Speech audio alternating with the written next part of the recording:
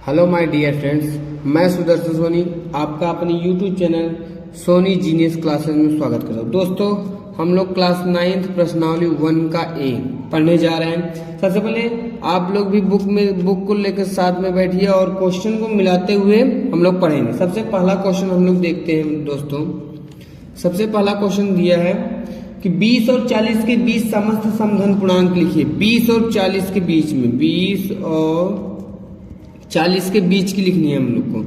20 और 40 के बीच की लिखनी है। तो 20 और 40 के बीच में क्या क्या आएगा दोस्तों? सॉरी दोस्तों, 22, 24, 26, 28, 30, 32, 34, 36, 38, ये सारी संख्याएं हमारी 20 और 40 के बीच की समस्त समधन पूर्णांक है। क्वेश्चन नंबर फर्स्ट हो गया दोस्तों। क्वेश्चन नंबर 2 हम देखते हैं। दोस्तों देखिए, 1 से लेकर 10 तक अभाज्य धन पूर्णांक लिखिए। 1 से लेकर 10 तक, 1 से 10 के बीच की हमें अभाज्य धन पूर्णांक लिखनी है। हल करते हैं हम दोस्तों। 1 से 10 के बीच अभाज्य पूर्णांक, अभाज्य संख्या ऐसी संख्या होती है दोस्तों जो 1 से कटे और अपने आप से कटे। जैसे 2 देखते हैं हम लोग, 1 से कटता है अपने आप से कटता है। 3 देखते हैं 1 से कटता है अपने आप से कटता है। 5 को देखेंगे हम लोग, ये भी 1 से कटता है और अपने आप से। तो ये सारी हमारी अभाज्य संख्याएं हैं। लेकिन अगर एक पूछा जाए भाज्य है कि अभाज्य, एक न तो भैया भाज्य है न तो अभाज्य, क्योंकि ये 2 अलग अलग गुणनखंडों से नहीं कट रहा है और सिर्फ 2 ही गुणनखंड से कट रहा है। तो ये हमारी अभाज्य और न भाज्य, न तो भाज्य है न तो अभाज्य। बाकी हमें 1 से 10 तक के बीच के लिखना है। तो देखते हैं 2, 3, 5, 7, ये सारी संख्याएं, ये जो 4 नंबर लिखे हुए हैं हमने, 1 से 10 तक अभाज्य संख्याएं। ये संख्याएं 1 और अपने आप से कटेंगी। क्वेश्चन नंबर 3 देखते हैं हम लोग दोस्तों, क्या लिखा हुआ है। 2a + 1, 2a + 1, 2a + 1 का क्रमान्वयी। अगर क्रमान्वय पूछे, जैसे 6 का क्रमान्वय पूछ दे दोस्तों, तो 6 में 1 जोड़ देंगे 7 आ जाएगा। तो 6 का क्रमान्वय क्या हो गया? 7। 8 का अगर क्रमान्वय पूछे तो 1 जोड़ देंगे 9 आ जाएगा। तो उसी तरह 2a + 1 का क्रमान्वय पूछा है तो इसमें 1 जोड़ देंगे, क्या हो जाएगा हम लोग का? 2a + 1 कितना हो जाएगा? 2। तो 2a + 2 हमारा क्या हो गया? क्रमान्वय पूर्णांक। किसका? 2a + 1 का। 2a + 1 का क्रमान्वय पूर्णांक 2a + 2a। क्रमान्वय निकालने के लिए 1 जोड़ देते हैं। ठीक है दोस्तों, क्रम से आने वाली संख्या इसका मतलब है। क्वेश्चन नंबर 4 को देखते हैं दोस्तों। क्वेश्चन नंबर 4 में क्या बोल रहा है दोस्तों कि 2/3 का योगात्मक प्रतिलोम ज्ञात कीजिए। 2/3 का योगात्मक प्रतिलोम ज्ञात कीजिए। 2/3 का योगात्मक प्रतिलोम ज्ञात कीजिए। तो योगात्मक प्रतिलोम में चिन्ह का सिर्फ फर्क होता है, चिन्ह बदलना होता है। चिन्ह बदल दीजिए। ये प्लस में दिया हुआ है का योगात्मक प्रतिलोम पूछा है, तो चिन्ह बदल देंगे। चिन्ह बदलेंगे 2a + 1, 2/3 है प्लस में, इसी को माइनस में लिख देंगे। अगर माइनस में दिया होता तो प्लस में लिख देते हैं। ऐसा क्यों होता है? योगात्मक मतलब कि इसमें क्या जोड़ा जाए, जिसका जो पूछे उसमें क्या जोड़े कि वो शून्य बन जाए। जैसे 5 का योगात्मक प्रतिलोम पूछे तो -5 होगा, चिन्ह बदल कर लिख दिया मैंने। और इसको जोड़ेंगे जब हम लोग तो 0 आ जाएगा। एक बार फिर सुनिए, योगात्मक प्रतिलोम में सिर्फ चिन्ह बदल कर लिखना होता है। क्वेश्चन नंबर 5 देखते हैं। -5 का गुणात्मक प्रतिलोम, -5 का गुणात्मक प्रतिलोम पूछा दोस्तों। गुणात्मक प्रतिलोम में क्या होता है दोस्तों कि पलटना होता है। जैसे 3/4 है, इसका अगर गुणात्मक प्रतिलोम पूछे तो इसको पलट देंगे, 4/3 कर देंगे। अगर ये -3/4 था तो 4/3 चाहे नीचे माइनस लिखो चाहे ऊपर लिखो, नीचे माइनस लिख दो चाहे ऊपर लिख दो, वही बात होगी। तो इसी प्रकार से इसके नीचे कुछ है, हाँ, जिसके नीचे कुछ नहीं उसके नीचे 1 होगा। जब इसको पलटेंगे, इसका योगात्मक गुणात्मक प्रतिलोम निकालेंगे तो ये पलट जाएगा, 1/-5 हो गया हमारा आंसर। चाहे माइनस नीचे लिखे चाहे ऊपर लिखे, कोई दिक्कत नहीं। क्वेश्चन नंबर 6 देखते हैं। P + Q और क्या दिया हुआ है? P - Q का योगात्मक प्रतिलोम लिखिए। इन दोनों का योगात्मक प्रतिलोम लिखने के लिए मैंने क्या बताया, जिसका लिखना चिन्ह बदल दो बस। P प्लस Q का योगात्मक प्रतिलोम बराबर, इसका चिन्ह देखो आगे क्या है, ये प्लस में दिया है, प्लस में दिया तो इसको माइनस के साथ लिख देंगे P प्लस Q। इसी तरह P माइनस Q का योगात्मक प्रतिलोम बराबर क्या होगा दोस्तों, कैसे होगा, ये प्लस में दिया हुआ है, कोष्ठक के बाहर प्लस है तो माइनस लिख देंगे P माइनस Q। यही हम दोनों हमारा आंसर हो गया क्वेश्चन। ठीक है बेटा।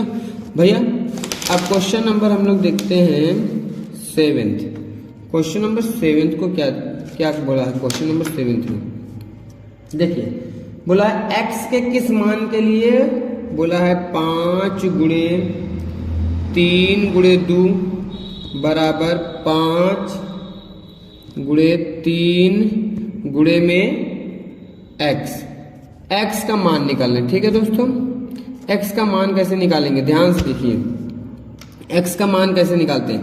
देखिए 5 ऐसे रहने देंगे, गुणे में 3 दूनी 6 हो जाएगा बराबर 5 तिहाई 15 हो जाएगा और गुणे में x हुआ। तो देखो ये गुणे में इधर जाएगा भाग में हो जाएगा, तो x बराबर होगा 5 छक्के 30 हो गया और उसके नीचे क्या हो जाएगा 15 दूना 30, x बराबर क्या हो गया 2। x का कौन सा मान आया 2, यही x बराबर 2 आंसर हुआ है। उत्तर की जांच भी कर सकते हैं।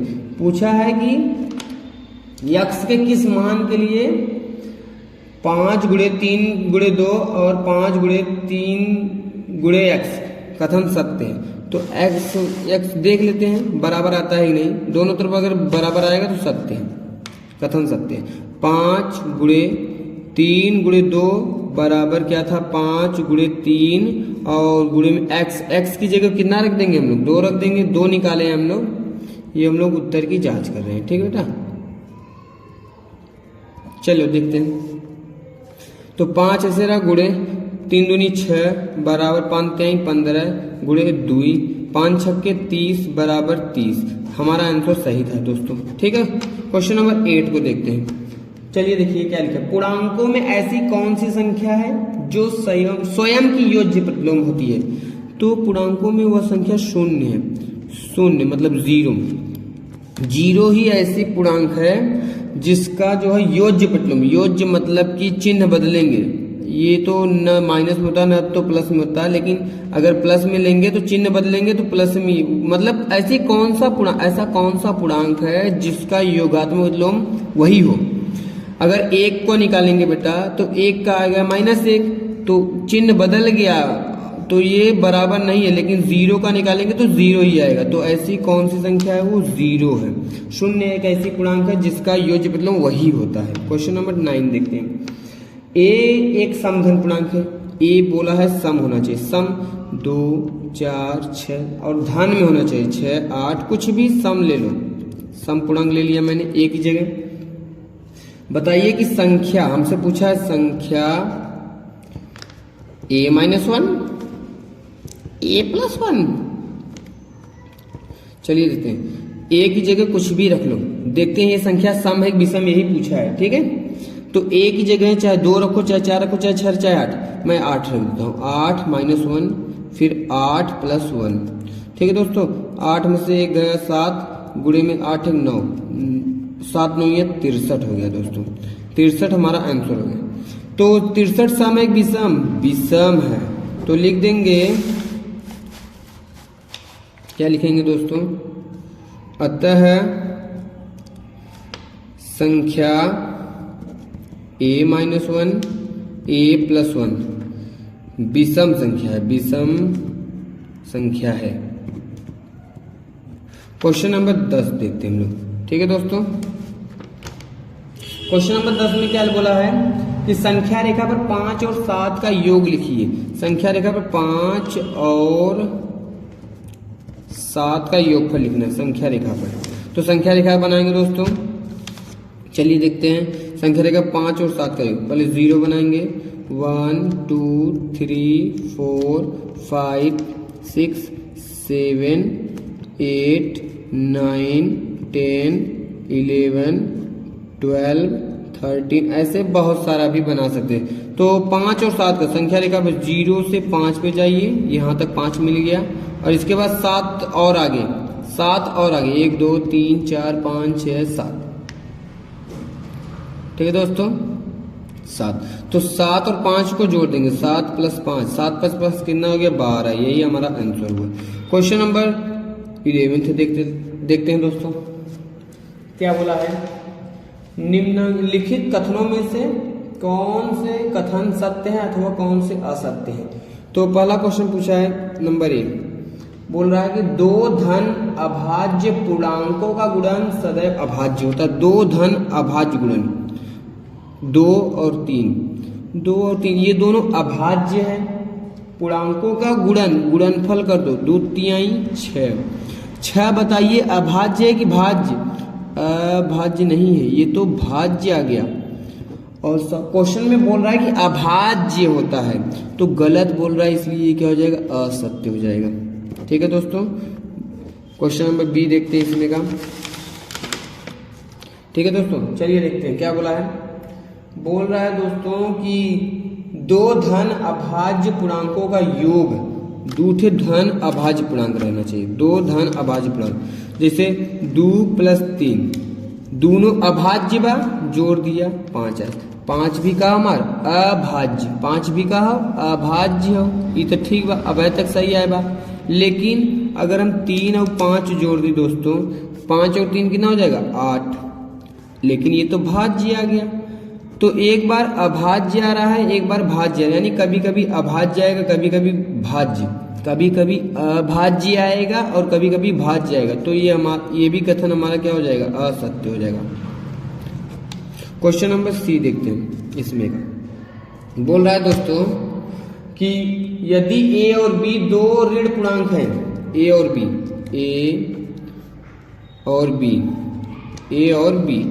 2 ऋण पूर्णांक, ऋण कुछ भी ले सकते, जैसे मैं इसको 3 ले लेता हूँ -3 और इसको -5 ले लेता हूँ।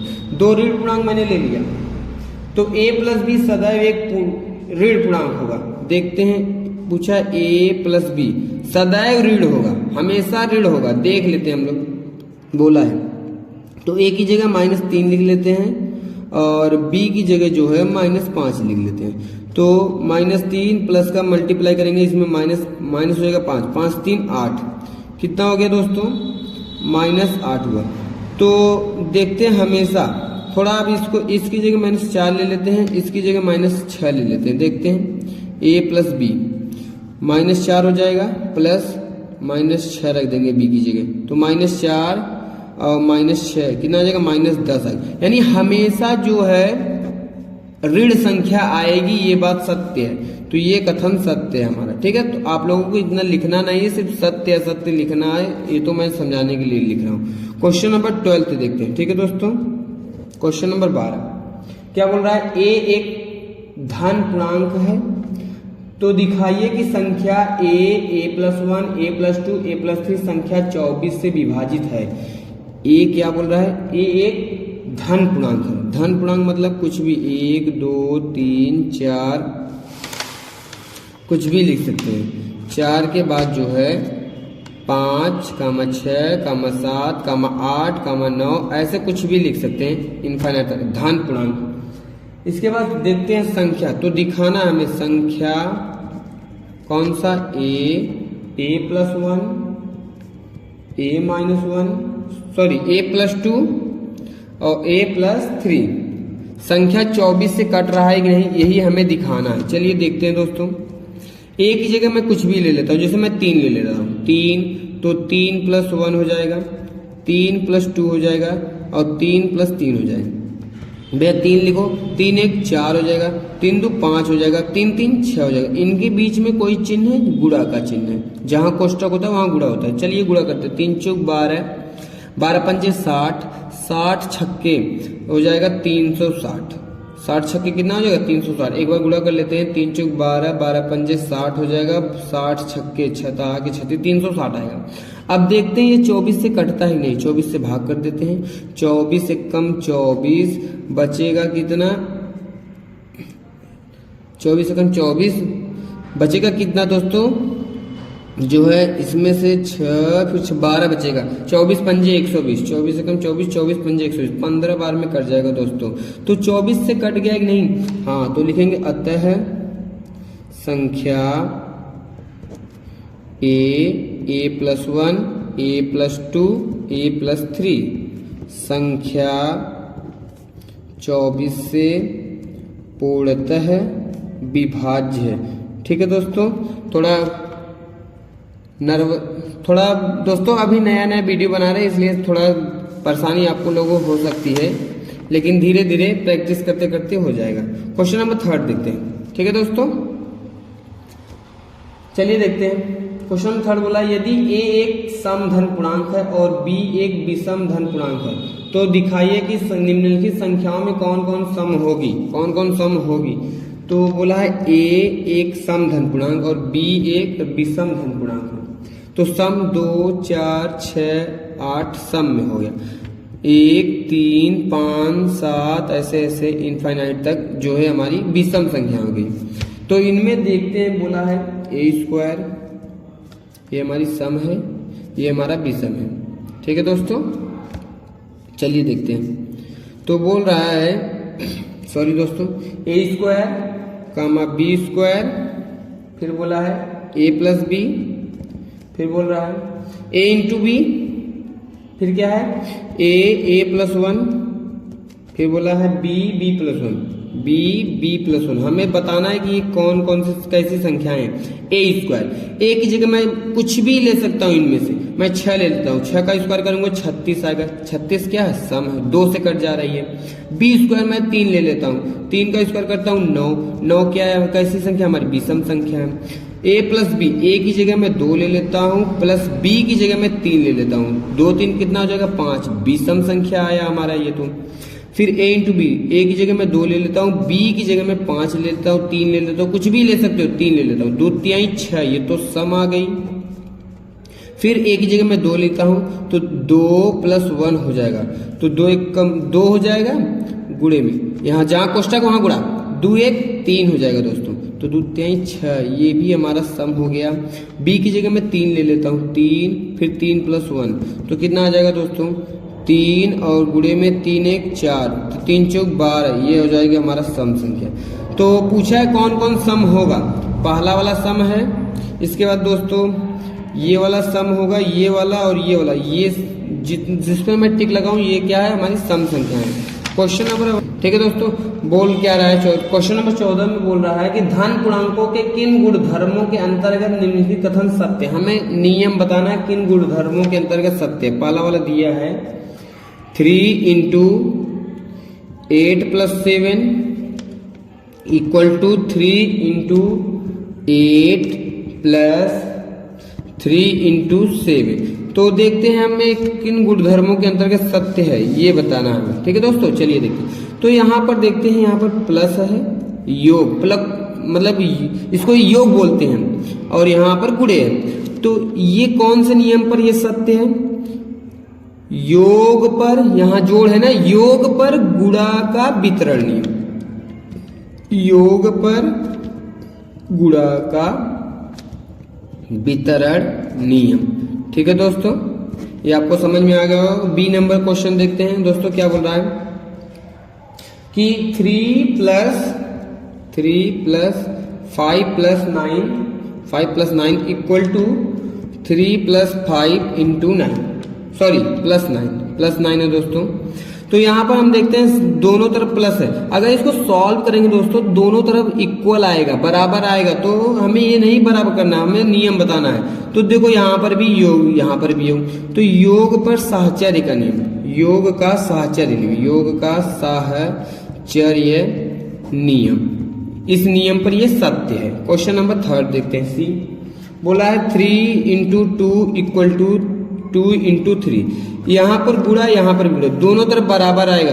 गुणा का देखो, एक बार 3 × 2 कर दिया, इसी को पलट दिया 2 × 3 कर दिया, क्रम बदला है, तो इसको बोलते हैं क्रम विनिमय नियम, क्रम विनिमय नियम, क्रम विनिमय नियम पर सत्य है। ठीक है रसगुल्ला, सॉरी दोस्तों। Question number D, question number D देखते हैं। 3 × 5 = a इंटू 5 और तो a की जगह a बराबर 3 दिया है। ये किस नियम पर सत्य? a की जगह मैं अगर 3 रख दूंगा दोस्तों तो इक्वल आएगा ही नहीं? आएगा। किस नियम पर? ये निरसन नियम पर सत्य है। निरसन नियम पर सत्य है। ठीक है दोस्तों। क्वेश्चन नंबर हम लोग 15 देखते हैं, इस अभ्यास एक्सरसाइज का लास्ट क्वेश्चन। ठीक है दोस्तों, 15 देखते क्या बोला? संख्या रेखा पर -5, -2, 0, 1, 2 और 5 को दर्शाइए। ठीक है भैया, चलिए देखते हैं संख्या रेखा पर। ऐसे हम लोग संख्या रेखा बना लेंगे।